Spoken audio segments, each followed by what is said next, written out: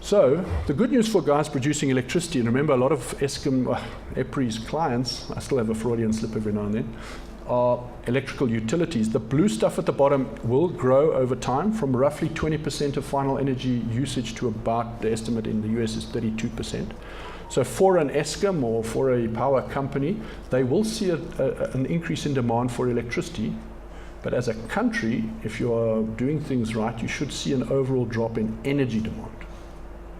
Now that takes a little bit of trying to get your head around. So you see an overall drop in energy demand as a country, but you see as a percentage, the percentage of that energy that is electricity increases, and therefore net electricity use increases. And that's why at the beginning I said I think electricity is good for the economy, because if you're driving it in the right direction, you're using more electricity but less energy. So this is what they're predicting in the US, and I don't know if the number would be that much different in South Africa. From 2015 to 2050, they're seeing a 15%. Okay, no, I must just now, this graph is energy. So if you look on the x-axis, it's BTUs, quad BTUs, that's 10 to the 15 BTUs. So that's overall energy, oil, gas, diesel, electricity. These next two graphs are electricity. If we did not do electrification, in other words, if we just let efficiency happen in the US, you would see a 5% drop in demand, just through efficiency. And that's after taking into account the effects of GDP growth and population growth. So just through natural efficiency and transformation, you would see a 5% drop in electricity sales in the US. And you'll see the bottom two lines there, buildings before electrification and industry before electrification. But what we are seeing, oops, sorry, going the wrong way, is that electrification is taking place in vehicles, buildings, and industry, and that it will raise the demand for electricity by 31%. So I'm interchanging energy and electricity, so you've got to try and just bear with me. So energy demand will drop, but electricity consumption will increase, even as efficiency and transformation take place. And if you look at that, it's a no-brainer where the big growth comes from, and it's in vehicles. But by no small contribution, buildings and industry. So that's what the study is starting to show in the US, and this is some of the effects. So when I got this slide from the guy who's running the project, it had this big thing at the bottom, preliminary results do not distribute. Now, I don't know if putting it up on a slide is distribution. To me, distribution is giving it to you and sending it out. And then I saw in the report that it has exactly the same diagram, and the report's on the web, so I guess you can distribute this. But the slide that I got says not for distribution, so just letting you know, I'm not quite sure. So you can probably ignore that. But if you look at, there's on the left-hand side are those four scenarios: conservative, reference, progressive, and transformative. The two percentages, the 21% is consistent throughout. That's the current percentage of electricity use in the final energy mix. And the second percentage is the percentage of energy use in the final energy mix in each of those scenarios. So in a conservative scenario, the percentage of energy use will grow to 32%. In a transformative energy scenario, the percentage of electricity, will be 47%. Now remember, in the transformative scenario, if you remember what I was saying, that's where we really push down coal use. In the US, they use a lot of gas, but they also bring in a lot of wind and renewables. So although we're in a transformative scenario where we are really clapping the greenhouse gases for 6, your electricity use could grow to 47%. So total final energy, depending on which scenario you like, will drop. That's why the red arrow goes down by 20%, 22%, 27%, and even 32%. Total final energy demand. Whereas the electricity will grow by 24%, 32%, 35%, 52%. Natural gas use will grow more in the conservative than in the transformative, but it will grow, green arrow up, and CO2 importantly drops in all of them. So as electricity use goes up, CO2 production definitely decreases. In the US, we'd have to model it for a different scenario. Some of the technologies, so heat pumps are amazing things. I'm an electronic engineer, and I never did thermodynamics. Did anyone in the room do thermodynamics? There must be some chem eng and some mech eng people here. You'll have to explain it. If I get any technical questions on how a heat pump works, you'll have to defer it. I kind of get it. But heat pumps are incredibly efficient at space heating and water heating and various other heating technologies. And there are suppliers all over the world now that are coming up with, so this is going to blow your mind, heat pumps that are positively efficient. So 230% efficiency in a heat pump. So it actually puts energy back into the system from the energy that is in the air that it uses to drive the primary input into the heat pump process. Because this room has energy, right? If we put that energy into a smaller room, we'd have the same amount of energy in a smaller room. That's a heat pump. So higher efficiency, greater climatic range, connected and demand response ready. So all of these devices in the US now are demand response ready. In other words, when load shedding happens, you can switch them on and off. Drop-in heat pump water heaters. So heat pumps are also very good at using for heating water. And in fact, at the R&D group at Miss Austin this afternoon at ESCOM, if you put them on a corner and say, must I get a solar water heater on my roof, or must I get a heat pump water heater, you'll start an argument. Heat pump water heaters are very good. They use electricity, but they're very efficient. Solar water heaters use the sun, but they only use the sun when the sun's shining.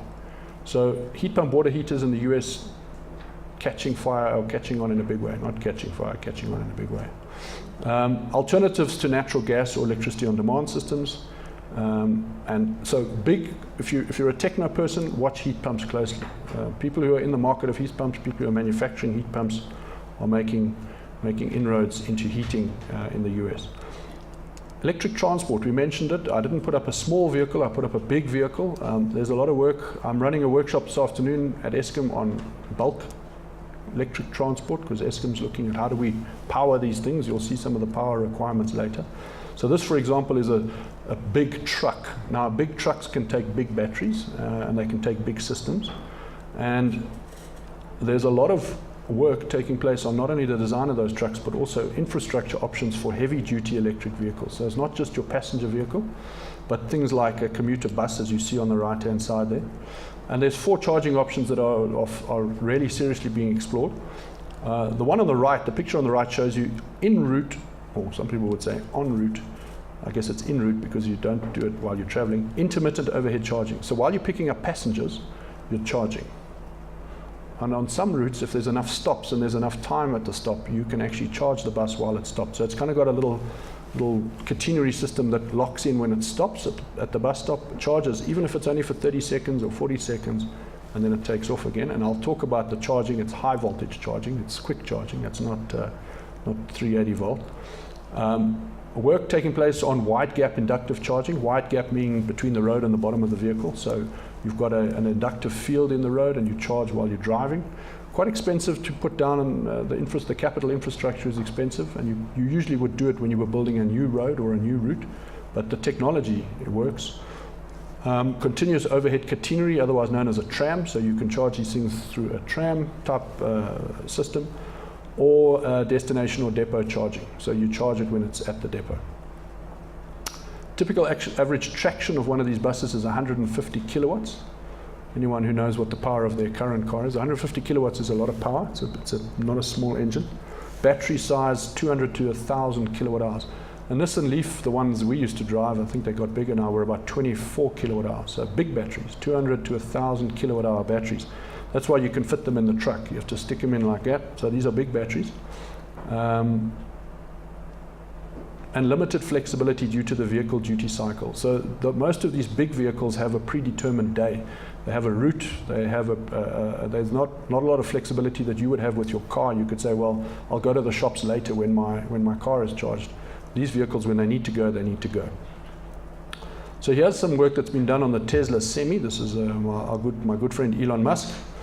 So this is a Class 8 tractor. They call it a tractor. Is a truck that pulls a horse. Initial range 300 to 500 miles. That's a good range. Multiplied by 1.6.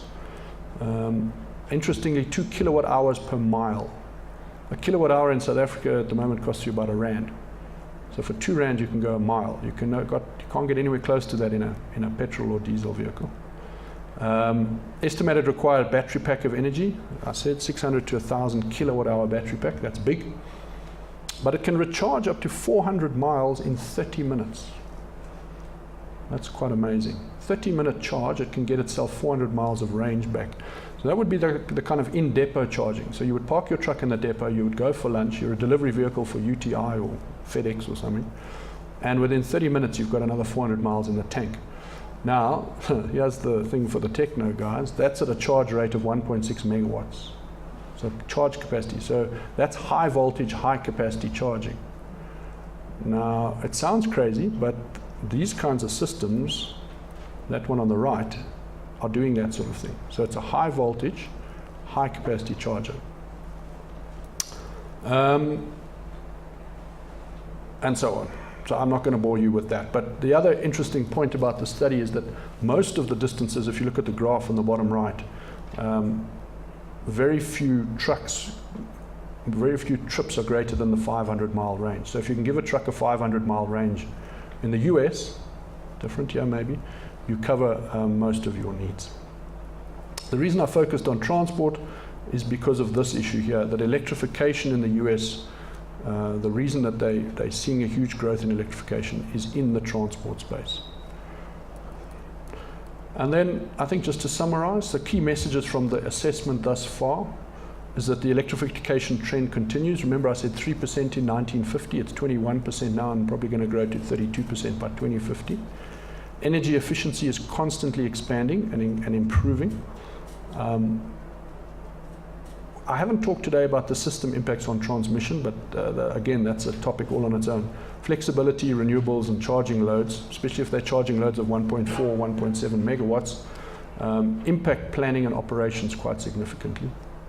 Society benefits because as efficiency improves and as you reduce your greenhouse gas emissions, the economy improves at a macro level. And then just one for the Americans is that natural gas use grows. So at $4 a million BTU, they're quite happy with that. There is for those of you who have fat travel budgets, there is an electrification conference coming up in California in August. You'll see that in the slide. You can also Google that and find out more about these things if you're fortunate enough to want to go to one of those. And can I spend 2 minutes then on something linked to this, but about Africa, Yancy? I don't know, what is my dead stop time? It's 22 now. No, this time.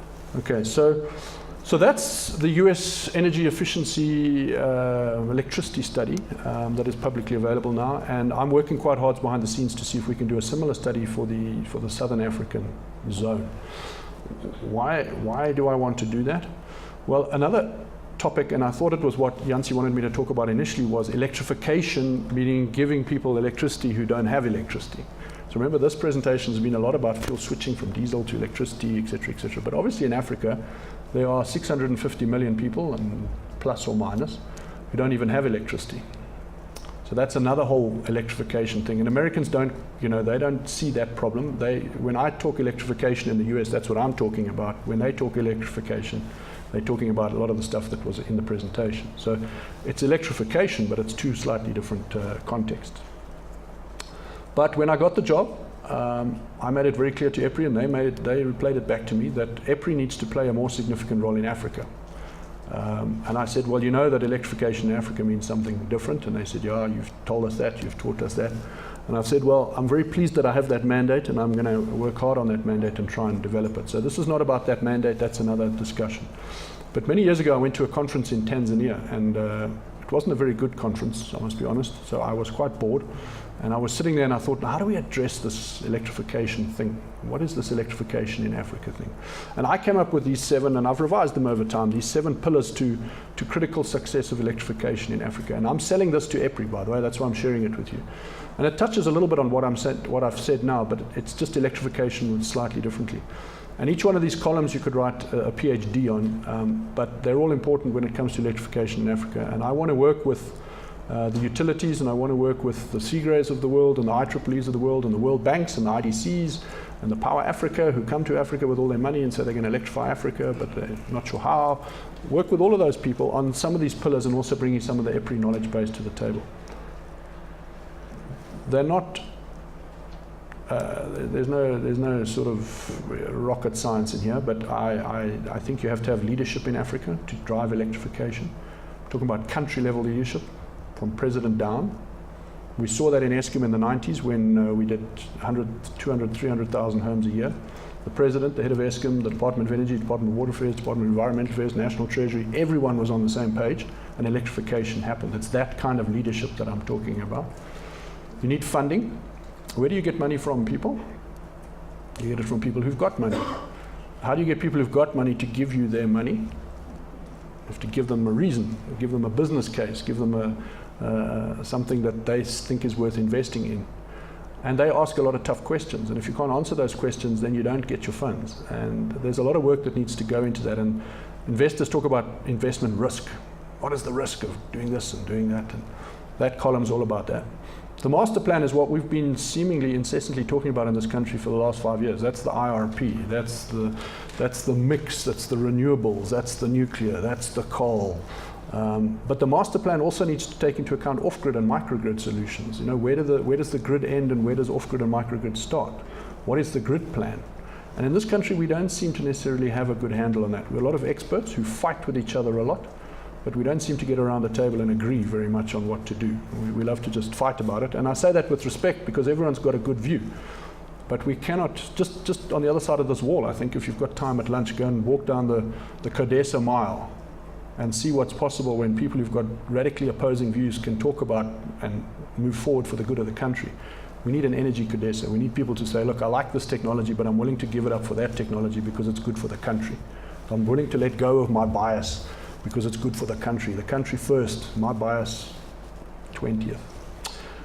Expertise is where I think EPRI can play a major role. Also in the master planning, this kind of presentation I've given and others in terms of master planning, but also expertise, knowledge. When you arrive in an area and you want to do electrification, you need expertise.